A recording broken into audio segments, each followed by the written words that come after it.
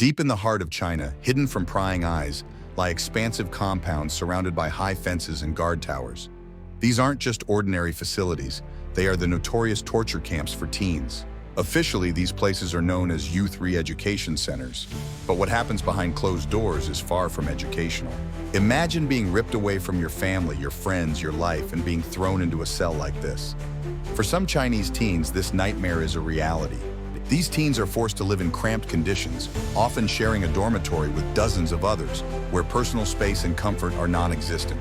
Under the watchful eyes of unfeeling guards, the teens live in a state of constant fear, knowing that punishment is always just around the corner.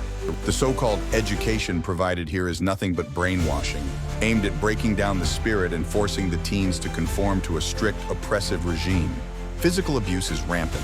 Many teens endure beatings, restraints, and other forms of brutal punishment simply for minor infractions or no reason at all. Basic necessities are a luxury. Hygiene facilities are rudimentary at best, contributing to the overall squalid conditions. They are subjected to back-breaking manual labor, forced to work under harsh conditions. This is not a school, but a prison. Communication with the outside world is heavily restricted. Letters are censored, if they are allowed at all, making it nearly impossible for families to know the real plight of their children. In a twisted form of psychological manipulation, meditation and forced self-reflection are used to instill a sense of helplessness and obedience. The rigor of their daily lives is meticulously planned to crush individuality and impose a rigid structure of absolute control. Hope is a distant memory, and despair is a constant companion. The psychological impact on these teens is devastating and long-lasting. Relentless propaganda fills their waking hours, aimed at enforcing loyalty to the state and denouncing any form of dissent. Electroshock therapy and other forms of re-education are employed to ensure compliance. The goal is to erase any traces of rebellion or nonconformity. The psychological scars run deep. For many, the emotional trauma is far worse than the physical abuse. Interrogations are routine, designed to extract confessions or simply to intimidate and break down the will of these young inmates. Shockingly, these camps are not isolated instances, but part of a widespread network covering various regions of China. The concept of re-education through labor is not new in China. It has its roots in older practices, historically used to suppress dissent and enforce societal control. Government documents reveal that these centers operate with official sanction, presenting a facade of legality while hiding their true nature.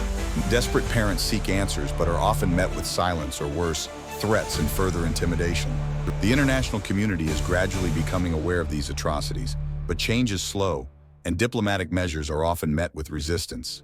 Brave lawyers and activists work tirelessly to bring these issues to light, compiling evidence and fighting for justice, often risking their own safety in the process. Some teens risk everything in daring escape attempts, creating secret networks to aid others. Each successful escape brings a glimmer of hope to those left behind. Detailed reports by human rights organizations provide harrowing accounts from survivors, offering a rare glimpse into the true conditions within these camps. Legal battles are ongoing, both domestically and internationally, as advocates push for accountability and the closure of these inhumane facilities. For some, the nightmare ends, and they return to their families, scarred but resilient.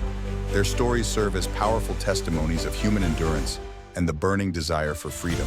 Public outcry around the world is growing, as people unite against these human rights violations, demanding fundamental changes.